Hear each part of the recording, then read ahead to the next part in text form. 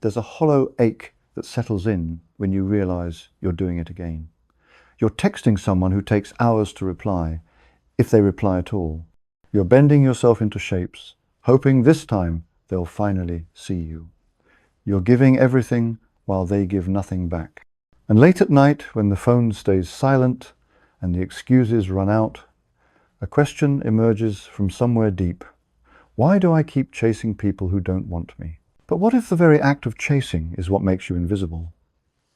What if stopping isn't surrender, but awakening? Carl Jung wrote something that cuts to the bone. The meeting of two personalities is like the contact of two chemical substances. If there is any reaction, both are transformed. But when you're chasing and they're withdrawing, there's no meeting. There's only pursuit. And in that pursuit, you abandon the one person who needs you most, yourself. Today, we're walking through 5 principles drawn from Jungian psychology and the lives of those who stopped chasing and became whole. These aren't manipulation tactics or dating strategies. They're the hidden mechanics of attraction when you finally stop betraying your center. Because the truth is, becoming magnetic isn't about making them want you. For some of us, it's about finally becoming someone we no longer need to abandon. Principle 1. Reclaim what you've been projecting. There's a mechanism operating beneath the surface of every chase, something Jung spent decades studying in the quiet of his practice. He called it projection, and understanding it is the first step to freedom. Picture a lighthouse in a storm. The light doesn't chase the ships. It stands fixed, rotating steadily from its foundation, and the ships navigate toward it because it's stable, because it's there. Now imagine that lighthouse suddenly leaving its position, floating out to sea to chase a particular ship. What happens? The light becomes just another object tossed by waves. It loses the very quality that made it useful. This is what happens when you chase. You're abandoning your position, your center, and pursuing someone else's orbit. Jung understood that we do this unconsciously through projection, the act of placing what belongs inside us onto someone external. You make them responsible for your happiness, your worth, your sense of completion. And the moment you do this, you've given away the very thing that could attract them, your wholeness. Jung observed this pattern repeatedly in his clinical work. A patient would describe their desperate need for someone, their certainty that this person held the key to their fulfillment. And Jung would ask a simple question. What quality in them do you believe you cannot access in yourself? The silence that followed was always telling. The truth is brutal but liberating. When you chase someone desperately, you're not in love with them. You're in love with what you've projected onto them, the confidence you think they have, the completeness you imagine they possess, the validation you believe only they can provide. These are your own qualities, your own possibilities, dressed up in someone else's face. A woman I know spent 2 years pursuing a man who treated her as optional. She would cancel plans with friends if he texted. She'd analyze his every word for hidden meaning. She convinced herself that if he would just choose her, she'd finally feel worthy. Jung would recognize this immediately. She had projected her own self-worth onto him, making him the gatekeeper to something that was always hers to claim. The shift came when she asked herself a question Jung might have posed. If I knew he would never choose me, what would I need to give myself? The answer was devastating in its simplicity. She needed to choose herself, to treat her own time as valuable, to stop waiting for external permission to feel worthy. This is the first principle. Recognize what you've been projecting. The qualities you're chasing in them are the qualities you need to develop in yourself. The validation you're seeking from them is the validation you must learn to generate internally. This isn't positive thinking or affirmations. It's the deep psychological work of reclaiming the power you've been giving away. Jung wrote, "Your visions will become clear only when you can look into your own heart. Who looks outside dreams. Who looks inside awakes." Chasing is dreaming. Reclaiming your projections is awakening. When you stop making someone else responsible for your emotional state, when you withdraw those projections and stand in your own ground, something unexpected happens. The desperation that repelled them disappears. The neediness that made you invisible transforms into presence. Not because you're playing a game, but because you've become real. Principle 2. Integrate what you've been rejecting. There's a shadow that walks beside every chase, a part of yourself you've been running from. Jung understood that we don't just project our positive qualities onto others, we also project our rejected parts, the aspects of ourselves we've deemed unacceptable.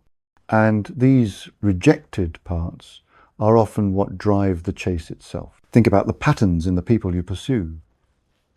Are they emotionally unavailable, unpredictable? Do they withhold affection, making you work for every scrap of attention? Jung would ask you to consider what these patterns reveal about your own shadow, the disowned parts of your psyche. Perhaps you were taught that needing others is weakness, so you buried your emotional needs deep. Now you're drawn to people who can't meet those needs, unconsciously recreating the familiar pain of emotional abandonment.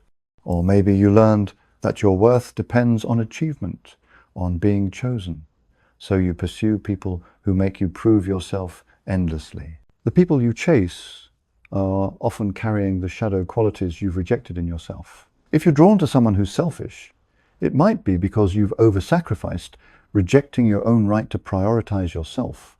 If you're pursuing someone cold and distant, it might be because you've rejected your own need for healthy independence. A man I studied spent years chasing women who were chaotic, unpredictable, emotionally intense.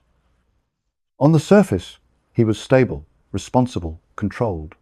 But Jung would recognize immediately what was happening. He had rejected his own chaos, his own wildness, his own intensity. These qualities still lived in his shadow, and he was trying to experience them through others rather than integrating them himself. The chase continued until he asked himself the hard question, what am I afraid to be? The answer was uncomfortable. He was afraid to be spontaneous, to lose control, to feel things deeply without analyzing them. His whole life had been about maintaining composure. The women he chased represented everything he'd rejected in himself. This is shadow work, and it's essential to stopping the chase. You must identify what you've rejected in yourself and begin the painful process of integration, not to become something you're not, but to reclaim the full spectrum of your humanity. Jung believed that wholeness requires embracing the shadow, not eliminating it. The qualities you've rejected often contain tremendous energy, creativity, and life force. When you spend your energy chasing them in others, you're avoiding the deeper work of reclaiming them for yourself. Integration doesn't mean acting out every rejected impulse. It means acknowledging these parts exist, understanding why you rejected them, and finding healthy expressions for them. If you've rejected your need for connection, integration means admitting you need people and finding appropriate ways to meet that need. If you've rejected your capacity for healthy selfishness, integration means learning to prioritize yourself without guilt. The paradox is stunning. The moment you stop rejecting parts of yourself, you stop being drawn to people who embody those rejections. The desperate pull toward unavailable people loosens because you're no longer trying to experience your disowned qualities through them. You've become more complete, and complete people don't chase fragments. Jung wrote, "I am not what happened to me. I am what I choose to become." The chase keeps you fragmented, always seeking completion outside yourself. Integration makes you whole. And wholeness doesn't need to chase because it already contains what it was seeking. Principle 3. Anchor in your own ground. There's a center that exists within you, a psychological ground that Jung called the self. It's not your ego, not your persona, not the image you present to the world. It's something deeper, more fundamental. And every time you chase someone, you abandon this center, floating untethered in the orbit of someone else's gravity. Think of a tree in a windstorm. The branches whip violently, the leaves tear away, but the tree doesn't fall because its roots go deep. The surface is chaos, but the foundation holds. Now imagine a tree that tears its own roots from the ground every time the wind blows, trying to move closer to other trees. It would be destroyed in the first storm. This is what happens when you chase. You uproot yourself repeatedly, making your stability dependent on someone else's attention. When they're responsive, you feel grounded. When they withdraw, you're adrift.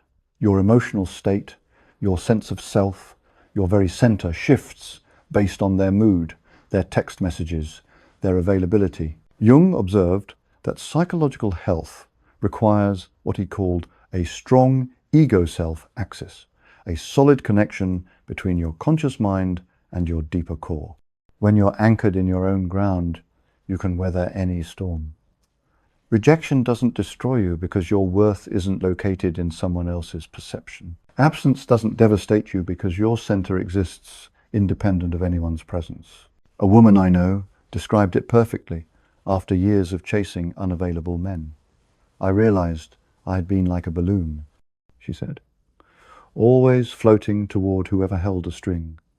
The moment someone let go, I'd drift desperately until someone else grabbed me. I had no weight of my own.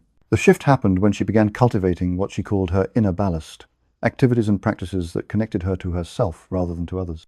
She started running every morning, not for fitness, but for the meditative rhythm of her own breath. She began journaling, creating a dialogue with herself that didn't depend on anyone responding. She took up pottery, feeling her hands shape something real from formless clay. These weren't distractions or self-improvement projects. They were practices that anchored her in her own experience, her own body, her own creative force. Slowly, she felt something solidify inside her. A ground that didn't shift when someone didn't text back. A center that remained stable whether someone chose her or not. Jung believed that this anchoring in your own ground is the foundation of individuation, his term for becoming a fully realized individual rather than a fragment seeking completion. When you're individuated, you can meet others from a place of wholeness rather than need. Relationships become a choice, not a compulsion. The practice of anchoring is simple but demands consistency. Every day, do something that connects you to yourself rather than to others. It might be physical, movement that makes you aware of your body as your home. It might be creative, making something that expresses your inner world.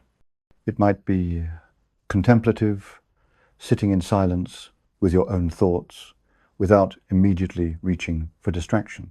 The key is that these practices must be for you, not for anyone else, not to become more attractive, not to fill time until someone notices you, but to genuinely inhabit your own life as if it matters, regardless of who's watching. Over time, this anchoring changes everything. The people you used to chase begin to feel less compelling because you're no longer empty, no longer desperately seeking someone to fill the void. Your center holds, and from that solid ground, you can choose connection rather than chase completion. Jung wrote, "The privilege of a lifetime is to become who you truly are.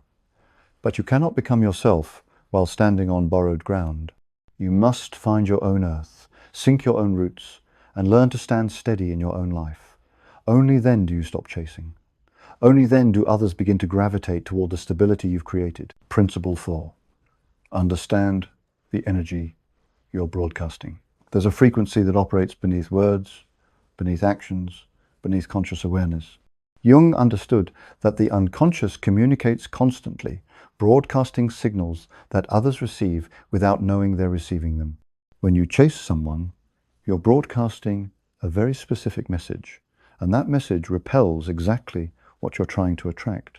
Imagine standing in a crowded room and screaming, "I need you to prove I'm valuable." You'd recognize immediately how desperate this sounds, how it would make everyone uncomfortable and want to move away. But this is essentially what you're broadcasting unconsciously every time you chase someone who's pulling away. The unconscious mind is brutally honest.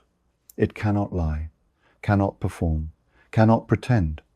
While your conscious mind is crafting the perfect text message, your unconscious is screaming your true emotional state. And other people's unconscious minds receive this broadcast clearly, even if they can't articulate what they're sensing. When you're chasing, you're broadcasting, "I'm incomplete without you, I need you to validate my worth, I'll abandon my own center to maintain your attention. I don't believe I'm enough." These aren't thoughts you're consciously thinking.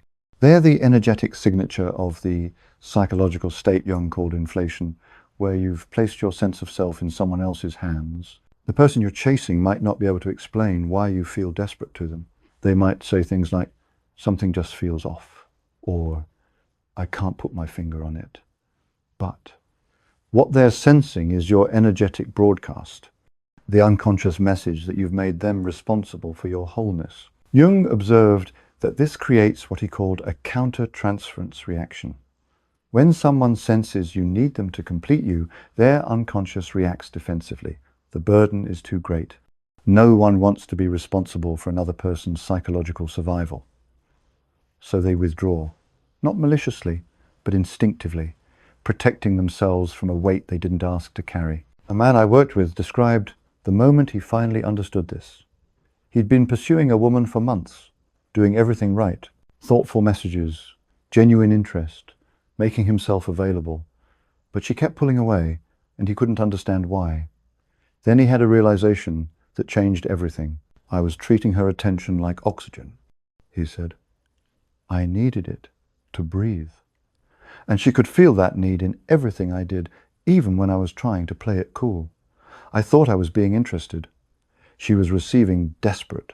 The shift happened when he stopped making her responsible for his emotional state. He didn't play games or pretend not to care. He genuinely redirected his energy back to his own life, his own interests, his own center. The change in his energy was immediate, and so was her response. Not because he'd manipulated her, but because he'd stopped broadcasting desperation and started broadcasting wholeness. This is the fourth principle. Become conscious of what you're broadcasting. Not your words, not your actions, but your energetic state. Are you approaching others from fullness or from lack? Are you offering connection or seeking completion?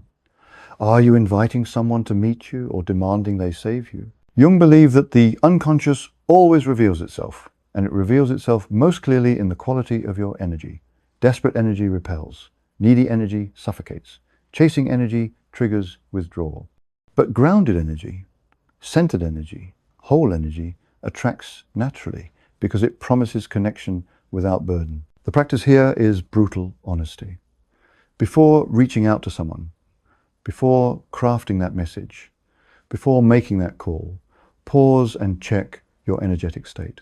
Are you reaching out from genuine desire to connect, or from a need to ease your anxiety about their interest? Are you offering your presence or seeking their validation? If you notice you're operating from need, from lack, from desperation, the answer isn't to reach out anyway and try to hide it. The unconscious cannot be hidden. The answer is to step back and do the deeper work of filling yourself first. To anchor in your own ground, to reclaim your projections, to integrate your shadow until you're operating from fullness rather than emptiness. When you broadcast wholeness, when your unconscious message is I'm complete in myself, and choosing to share that completeness, everything shifts. People stop withdrawing because you're no longer asking them to carry what you should be carrying yourself. They start moving toward you because wholeness is naturally attractive. Not because you've become perfect, but because you've become real. Principle 5. Let time reveal rather than force it to prove. There's a desperation in chasing that Jung would recognize immediately. The need for certainty right now. The inability to sit in the unknown. The compulsion to force someone to declare their interest or lack of interest immediately. This desperation reveals a deeper wound. The inability to trust that time will reveal what needs to be revealed without your interference. Think about a seed planted in soil. You can water it, provide sunlight, create ideal conditions, but you cannot force it to grow faster by digging it up every day to check its progress. In fact, that constant interference would kill what you're trying to nurture. Growth happens in darkness, in hiddenness, in its own time. But when you're chasing someone, you cannot leave anything in darkness. You must know now. You must have clarity now. You must resolve the uncertainty immediately. So you dig up the seed every day through constant texts, through analyzing every interaction, through demanding reassurance that this is going somewhere. Jung understood that this need for immediate certainty comes from a lack of trust in the process of becoming. When you're not anchored in your own ground, when you've projected your worth onto someone else, their uncertainty about you becomes your uncertainty about yourself. You cannot rest in the not knowing because your entire sense of self depends on their verdict. The alternative isn't playing hard to get or creating artificial distance. It's developing what Jung called a tolerance for ambiguity, the psychological capacity to sit with uncertainty without collapsing into anxiety. This tolerance comes from having a center that remains stable regardless of external outcomes. A woman I know described her pattern perfectly. Every time she started dating someone, she'd become consumed with trying to determine their level of interest. I needed to know if this was going somewhere, she said. So I'd push for clarity. I'd have the talk way too early. I'd create tests to see if they'd pass. And every time, they'd pull away. The shift happened when she realized the problem wasn't the timing of her questions. It was that her entire emotional state depended on their answers. She couldn't sit in the ambiguity of early connection because she had no ground beneath her own feet. If they were interested, she felt valuable. If they were uncertain, she felt worthless. She began practicing what she called sacred not knowing. When the urge to demand clarity arose, she'd notice it and ask herself, can I sit with this uncertainty for one more day? Often the answer was yes. And in that space of not knowing, something unexpected happened. She started enjoying the connection for what it was rather than for what it might become. This is the fifth principle. Let time reveal what time is meant to reveal. Stop trying to force certainty prematurely. Stop demanding that someone declare their intentions before those intentions have time to form. Stop treating early ambiguity as rejection rather than as the natural state of things not yet fully known. Jung believed that the psyche has its own timing, what he called kairos, the right time for things to emerge. When you force revelation before its time, you often destroy what was trying to form. But when you create space for organic unfolding, what's meant to develop will develop naturally. This doesn't mean being passive or accepting breadcrumbs. It means being present with what is, rather than frantically trying to determine what will be. It means investing in connections that feel good now, rather than connections that promise future certainty. It means trusting that time will show you who can meet you and who cannot, without your constant interrogation. The paradox is that when you stop chasing certainty, you often get clarity much faster. People reveal themselves when there's space to do so. But when they feel pressured to declare themselves, to commit before they're ready, they withdraw to protect their autonomy. Your need for immediate certainty creates the very ambiguity you were trying to resolve. Jung wrote, "Hurry is not of the devil, it is the devil. The rushing, the pushing, the demanding, the inability to let things unfold, these are what destroy connection."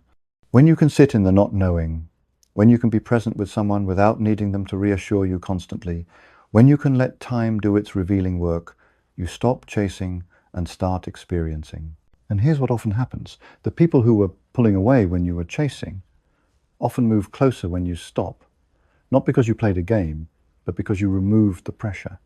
You created space for genuine interest to emerge, rather than forcing performance to satisfy your anxiety. Now we arrive at the place where principles become practice, where understanding transforms into embodiment. You've learned the mechanisms, the psychology, the patterns, but knowing why you chase doesn't stop the chase. The real work is in the daily practice of choosing differently, over and over, until choosing yourself becomes more natural than abandoning yourself. Jung believed that psychological transformation doesn't happen through insight alone. It happens through what he called the transcendent function, the ability to hold two opposing truths simultaneously until something new emerges. In this case, the opposing truths are these. You want connection, and you must stop chasing it. You desire someone, and you must become whole without them. The transcendent function asks you to hold this tension without resolving it cheaply, not by pretending you don't want connection, not by becoming cold or distant or playing games, but by genuinely investing in your own wholeness while remaining open to real connection when it appears. This is harder than chasing. Chasing gives you something to do, a way to channel the anxiety, a feeling of control even when you're actually powerless. Becoming whole requires you to sit with the discomfort of not doing, not fixing, not controlling. It requires you to trust that the work of anchoring in yourself will eventually create the conditions for real connection. A man I know described the 6 months after he stopped chasing as the loneliest and most important time of my life. He deleted dating apps, stopped pursuing women who'd shown lukewarm interest, and committed to focusing entirely on himself, not as a strategy to become attractive, but as a genuine investment in his own life. He took up woodworking, spending evenings in his small garage shaping raw lumber into furniture. He started therapy, finally addressing the childhood wounds that had created his pattern of chasing. He deepened friendships he'd neglected while pursuing romantic connections. He sat with the loneliness without trying to fix it through yet another chase. For the first time in my adult life, he said, I wasn't waiting for someone to make my life meaningful. I was making it meaningful myself. And that shift changed everything. This is what Jung meant by individuation, not isolation, not self-sufficiency to the point of not needing anyone, but becoming so whole in yourself that your connections with others come from choice rather than need, from fullness rather than emptiness, from genuine desire rather than desperate grasping. The transformation shows itself in subtle ways at first. You notice you're not checking your phone every 5 minutes. You stop analyzing someone's response time for hidden meaning. You make plans without wondering if they'll interfere with potential plans with the person you were chasing. You start living as if your life matters right now, not just when someone finally chooses you. And then something unexpected happens. The people you were chasing often reach out, but by the time they do, you've changed. Their attention doesn't create the same rush because you're no longer starving for validation. You can assess clearly whether they're actually a good match or just familiar patterns dressed in new faces. Often, you realize the people you were chasing weren't actually what you wanted. They were symbols of something deeper, your own abandoned self-worth, your rejected shadow qualities, your displaced center. And now that you've reclaimed those things, the symbolic need for them dissolves. This is when you discover the truth Jung understood. Becoming magnetic isn't about getting people to want you, it's about becoming so anchored in yourself, so integrated, so whole that you naturally attract people who can meet you at that depth. Not everyone, not the people still living in their own fragmentation, but the rare others who've done this work themselves. These connections feel entirely different. There's no chasing because both people are whole. There's no game playing because both people are secure. There's no desperate need for constant reassurance because both people are anchored in themselves. The relationship becomes an enhancement of two already complete lives rather than an attempt to create completeness through merger. Jung wrote, "The meeting of two personalities is like the contact of two chemical substances. If there's any reaction, both are transformed. But transformation requires two substances, not one substance chasing another, desperately trying to become it. When you stop chasing and become whole, you finally have something real to bring to the meeting." The question you started with was, why do I keep chasing people who don't want me? But you've discovered a deeper question beneath it. Why have I been abandoning myself? Every chase was an abandonment. Every time you bent yourself into shapes to earn someone's approval, you abandoned your authentic form. Every time you made someone else's interest more important than your own ground, you abandoned your center. Every time you projected your worth onto someone else, you abandoned your own capacity to generate that worth internally. Jung spent his life teaching one essential truth. The journey toward wholeness requires that you stop looking outside yourself for what can only be found within. This doesn't mean you don't need others. It means you must become whole enough in yourself that your need for others comes from desire rather than desperation, from choice rather than compulsion. The 5 principles we've walked through aren't sequential steps. They're overlapping practices that support each other. Reclaiming projections helps you integrate your shadow. Integrating your shadow helps you anchor in your ground. Anchoring in your ground changes what you broadcast. Changing what you broadcast allows you to let time reveal rather than force certainty. And all of these together create the conditions for genuine connection rather than desperate chasing. You'll still want connection. You'll still desire partnership.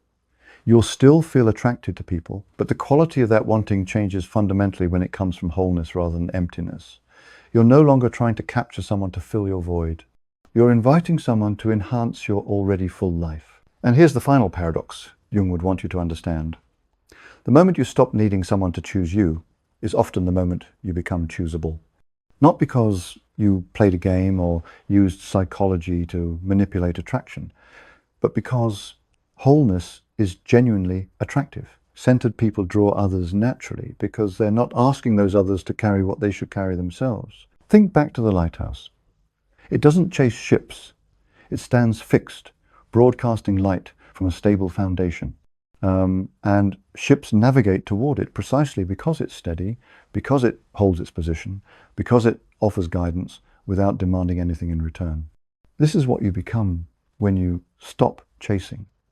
A light that attracts not through pursuit, but through presence. The work isn't finished. Wholeness isn't a destination you arrive at and then maintain forever without effort. It's a practice you return to daily, especially when the old patterns whisper their familiar promises. The urge to chase will arise again. The projection will try to reassert itself. The need for certainty will demand immediate resolution. But now you have something you didn't have before: understanding of the mechanism, tools for the practice, and the lived experience of what changes when you choose yourself over the chase. This knowing changes everything, even when the old patterns temporarily win, because you can recognize them now. You can pause. You can choose differently. Jung believed that consciousness itself is transformative. The moment you see a pattern clearly, you're no longer entirely subject to it. You might still feel the pull, still experience the urge, but you're no longer unconsciously driven by forces you don't understand. You're awake, and awakeness gives you choice. So when the urge to chase arises again, when someone's lukewarm interest tempts you to abandon your center and pursue them, remember what you now know. Remember that chasing is projection. Remember that the quality you're seeking in them is the quality you need to develop in yourself. Remember that your worth isn't determined by who chooses you. Remember that wholeness attracts more genuinely than desperation ever could. And most importantly, remember what Jung wrote: I am not what happened to me. I am what I choose to become. You can choose to keep chasing, keep abandoning yourself, keep hoping someone else will finally give you what you're refusing to give yourself. Or you can choose to stop, to turn inward, to do the hard work of becoming whole, to stand like the lighthouse, grounded in your own foundation, broadcasting presence rather than pursuit. For some of us, this is the only path to real connection.